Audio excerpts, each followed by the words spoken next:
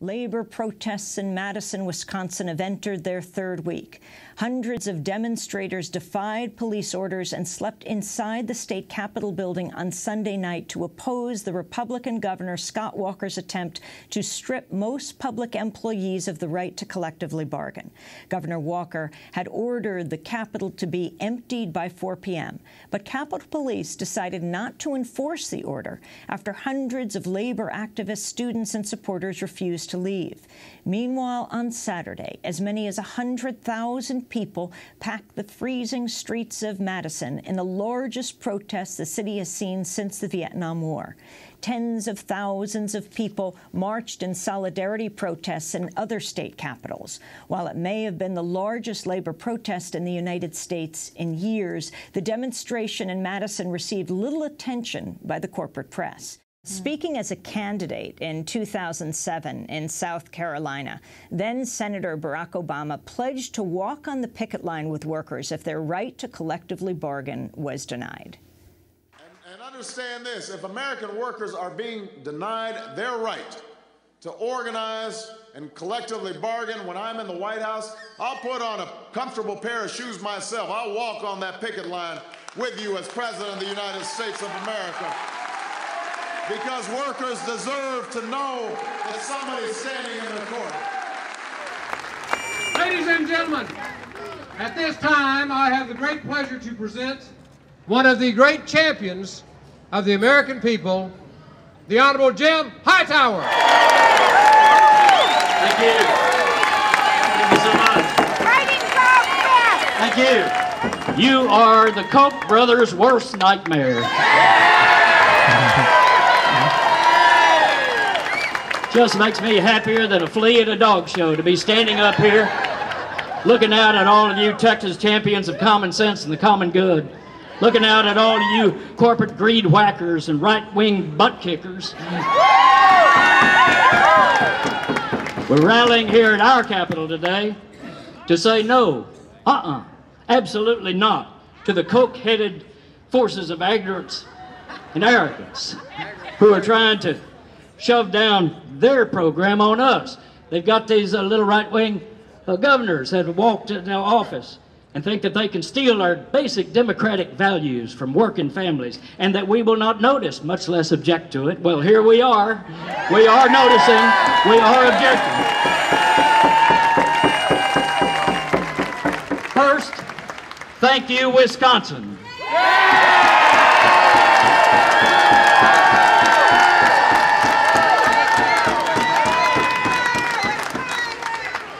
John Mellencamp has that great song, if you don't stand for something, you'll fall for anything. Wisconsin stood up, and because they stood up, America is now standing up. I was in Pittsburgh on Thursday, and we had a huge rally there. It's happening all across this country. From now on, we are all Wisconsin. Because it is America's workaday majority, the middle class itself, that is under attack by a gaggle of corporate greed heads and Republican boneheads who are determined to enthrone a privatized, autocratic, plutocratic regime over our democracy. They think they're the top dogs and we're just a bunch of fire hydrants out here in the countryside. But now, America sees their narcissistic but ugly greed in action. Let us call the roll of gubernatorial shame. Scott Walker in Wisconsin, of course. John Kasich in Ohio. Mitch Daniels in Indiana. Chris Christie in New Jersey. A bunch of Koch-funded laissez-faire land extremists who have no clue what it is to be American. In fact, when it comes to standing up for the real America, they are as confused as goats on AstroTurf. And let us not forget our own boy, Rick Perry.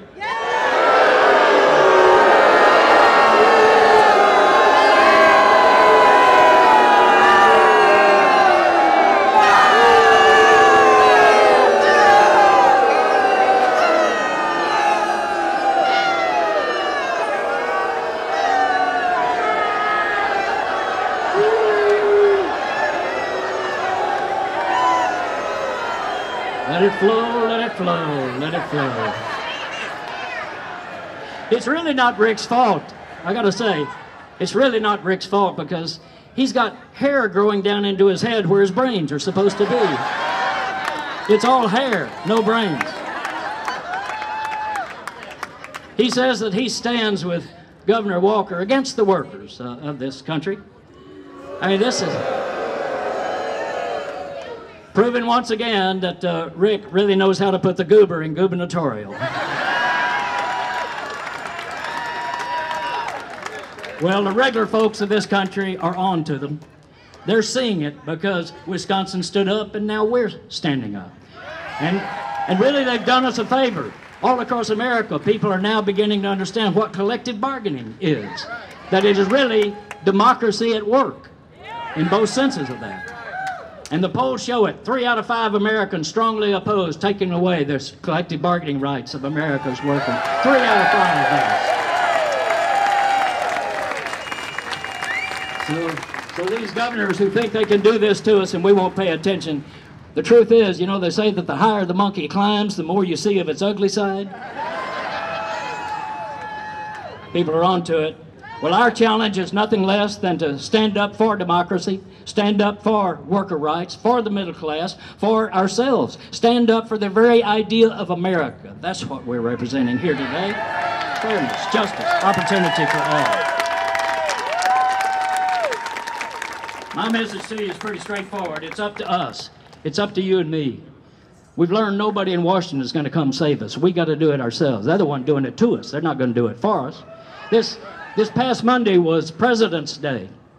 The last great Republican president, Abraham Lincoln,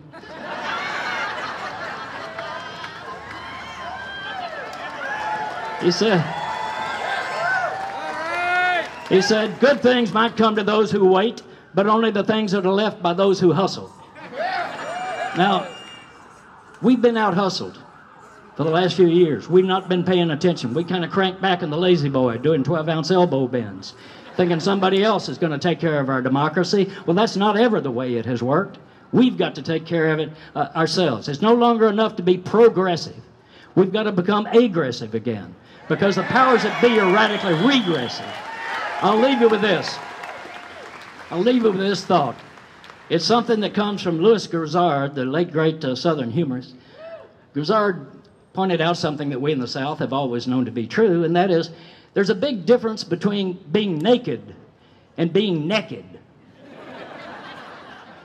Naked means you have no clothes on. Naked means you have no clothes on and you are up to something.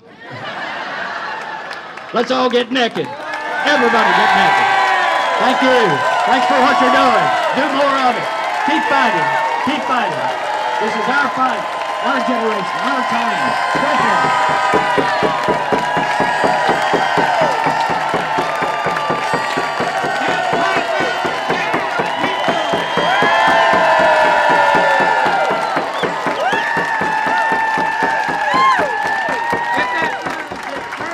Come here, I want you to see this sign this lady's carrying. Bring that sign up here and show it to the crowd.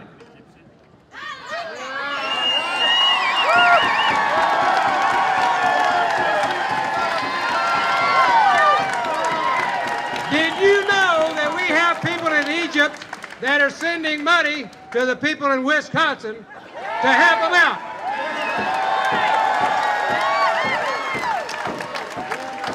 I'm a public school teacher and I'm gonna fight! Thank you very much. Our next item is going to be an original song which appropriately is called Stand for Democracy by our own Danielle Yanis from Austin, Texas. And we're going to follow that with Bill Oliver and his band. And we're going to sing a couple of songs that are going to send you away with a song in your heart and more determination to fight. Danielle, take it away. Thank you. What a great day for America, yeah? Okay. So this is a little shamanistic dance to raise the vibration and send it all over the planet. Because we're all one, yes? All right. Here we go. So if you don't have a sign and you got 2 hands free, yeah.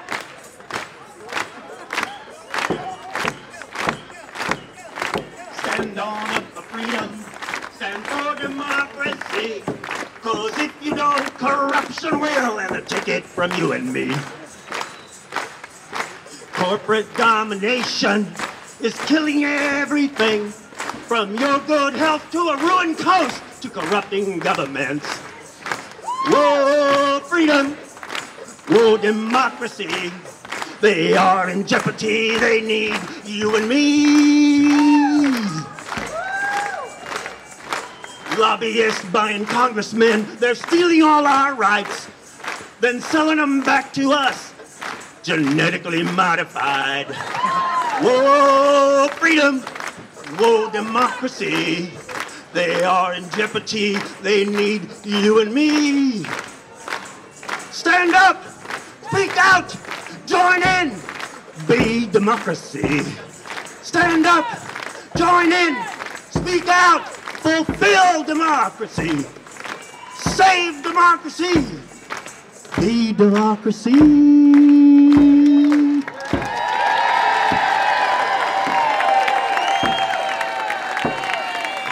I will say one final word, then we'll close with our thanks to all of you once again. We may have lost some part of the last election, but we're damn sure going to catch up with you on the next one.